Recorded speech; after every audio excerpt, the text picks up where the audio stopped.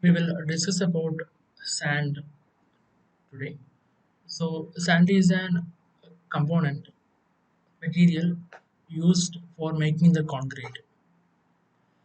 The sand it consists of small grains of silica, SiO2, and it is formed by the decomposition of sandstone due to weathering. Among the various sources, the sand obtained from the banks or bed of river is mostly widely used for the construction purpose. So the best sand which is used for concrete is from the banks or beds of river. According to the Indian Standards 383 1963, the fine aggregates are the aggregates which passes through 4.7 mmc. So for classifying the size below which we can designate the sand is given by 4.75 mmc. So you will use a 4.75 mmc and you will pour the sand or the material into that one. If it passes through that, it is called as a sand. The properties include it should be hard, it should be dense, durable, and chemically inert.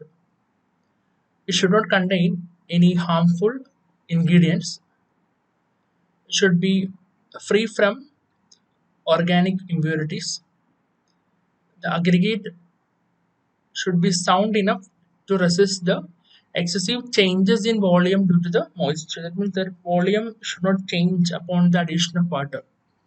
And the aggregate should be well graded. That is, it should not contain particles of various sizes in suitable proportion. That means it's a requirement of uniform size sand materials. And coming to the uses of sand, it is used for making the mortar. Mortar is a combination of cement plus sand plus water, and also for the concrete. Concrete means cement plus sand plus aggregate plus water. It increases the volume of mortar and concrete. So uh, we can in a combination of mortar we have cement and sand. So when you add sand, it is chemically inert, but it will give you more volume. It prevents excessive shrinkage of mortar. So this is the main use of why you need to add the sand. It prevents the excessive shrinkage of mortar during drying, and hence the cracking is avoided. It increases the resistance of mortar against crushing. It provides more surface area for mortar by spreading and adhering. So the sieve analysis is there. I just told how the sand is classified. That means it is passed through 4.75 mmc. So here explains the way by which the sieve analysis is done. So sieve analysis is for determining the proportions of the particles with certain range in an aggregate by separation of various sieves of different size openings may be defined as a sieve analysis. So you don't want to study this much. Just to know the sieve analysis is the method by which we are classifying sand. Okay, we can skip this one. So next come. So just note that the sand is a chemically inert material and it's a main component in the cement and the concrete. And the main important use of sand is to prevent the excessive shrinkage of the mortar during the drying, and hence cracking is avoided in that case. So and also you should know what are the various components of sand, silica, and from which sand is good for construction purposes or for making the concrete, and also the important properties of sand which is good for making a concrete or mortar.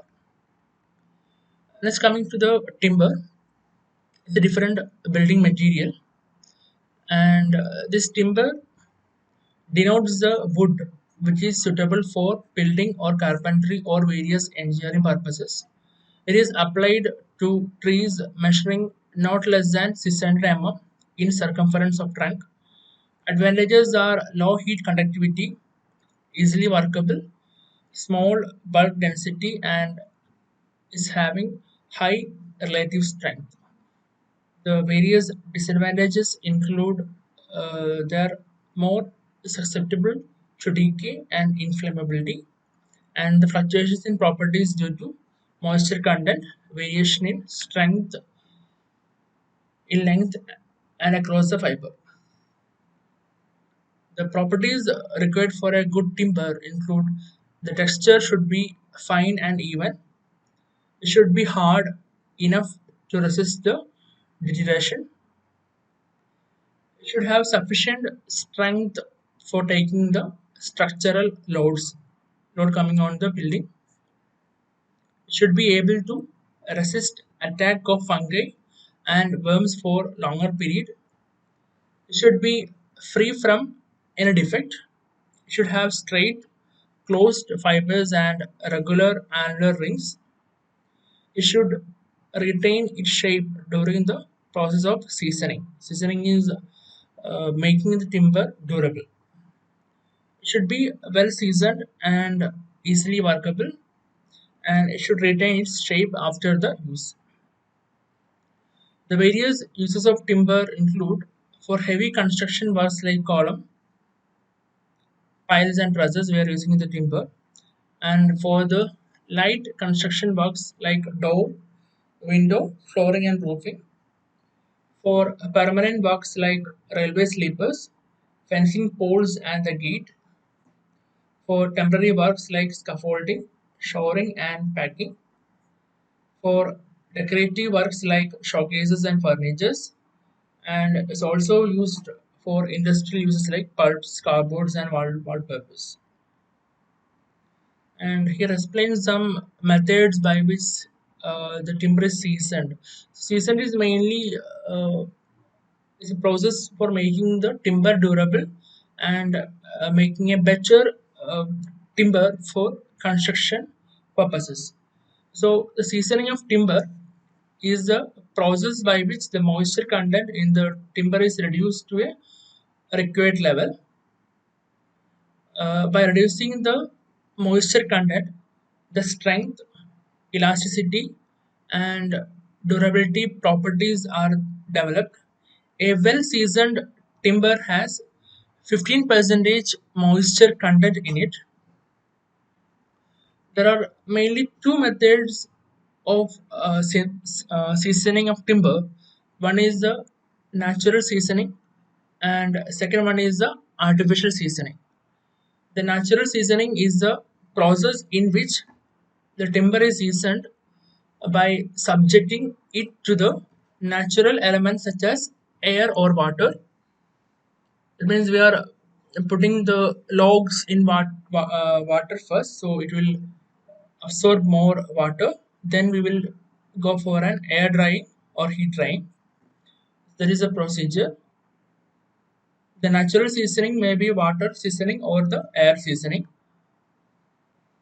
The other methods of seasoning, just know, just for information, they are seasoning by boiling, chemical seasoning by the application of chemicals we can reduce the moisture content in the timber and make it durable, and kiln seasoning, kiln is uh, a separate place where we can apply higher temperature and make the more water to evaporate, and we have the electrical seasoning. We should know some the box compound in the cement. So these compounds are formed on the application of water to the cement. So when the water is added to the cement, it react with the ingredients of the cement chemically, and it result in the formation of complex chemical compounds such as box compound. So these are the chemicals which are formed with the addition of water to the cement. They are tricalcium aluminate, almost 8 to 12 percentage, tetracalcium aluminoferrite, 6 to 10 percentage, tricalcium silicate, 30 to 50 percentage, and we have dicalcium silicate ranging from 20 to 45 percentage. So these, just to know, these you should learn that these are the components which are formed by the application of water to the cement. So in detail, what is the effect of these chemicals? So we have the tricalcium aluminate. They are formed in 24 hours of addition of water, and it results in maximum evolution of the heat of hydration, and it checks the setting time of cement. So the next one, tetracalcium aluminoferrite, they are formed within 24 hours of addition of water, and it results in high heat of hydration in the initial periods. Next we have the tricalcium silicate. They are formed only within a week. The other first one and second one is formed within a day, and the tricalcium silicate is formed within a week, and they are responsible for the initial strength of cement, and they contribute to 50 to 60 percentage of strength. The content increase for the prefabricated concrete construction called weather construction. We have the dicalcium silicate.